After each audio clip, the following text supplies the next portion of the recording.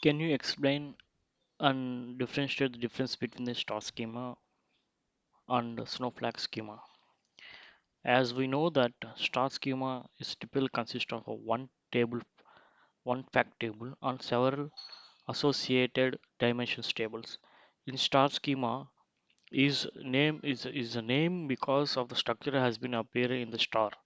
As of star dimensions of the star schema has been denormalized. When the same value has or repeated within the tables, it considered as denormalizations. We are coming to the Snowflake schema. In Snowflake schema, the center has the fact table, which is associated with the number of dimensional tables. Thus, the dimension tables are then associated with the other dimension tables. Snowflake schema provides fully normalized data structure.